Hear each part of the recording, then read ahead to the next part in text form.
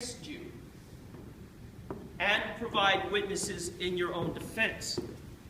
But watch what happens to the Englishmen living here.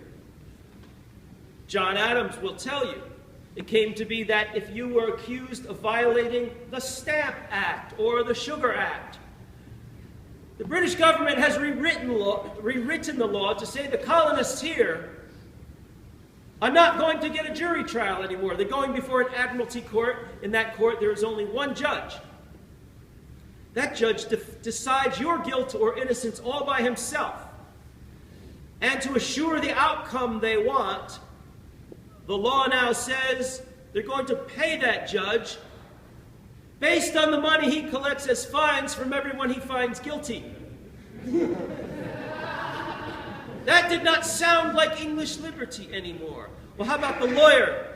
The lawyer to defend you. That lawyer's in Boston or Philadelphia where you were arrested, but now the law says they're taking you across the Atlantic Ocean to put you on trial in London, 3,000 miles from your lawyer or from the witnesses you might be able to call. Now, the Englishmen are seeing their rights stripped away, and they start to protest.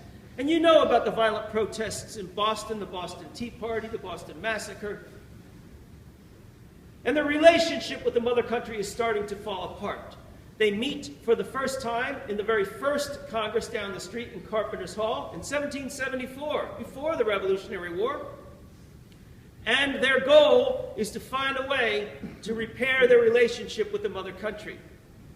They create a loyalty oath to King George III in that first Congress, swearing their allegiance to him for all of time. However, by 1776, their relationship has deteriorated to the point where these colonists here have come to believe there is a conspiracy back home to reduce the Englishmen on this side of the ocean to a state of absolute tyranny. That is what the Declaration of Independence says. It further says that human beings have a right to abolish their government. It's a very radical document. It says you have a right to abolish your government when it no longer protects your liberty. Now that's going to happen across the hall. We're going to go there in just a second. Before we do, I want to take a side trip into Pennsylvania state history and talk about one of those steps for universal civilization. A step that the Pennsylvanians take all by themselves.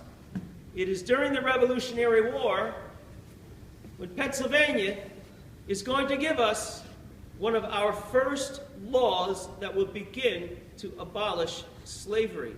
And because the language in that law is so beautiful, I want you to hear part of it.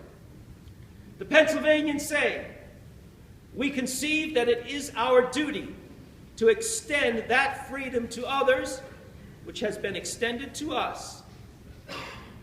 It is not for us to inquire why in the creation of mankind the inhabitants of the earth were distinguished by a difference in feature or complexion. It is sufficient to know that all are the work of an almighty hand. We are enabled to add one more step for universal civilization by removing the sorrow of those in undeserved bondage."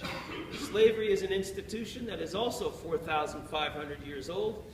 It has taken many, many steps to abolish it, and the Pennsylvanians took a very bold, brave step all by themselves. We're going to take our own steps. We're going to visit the room now.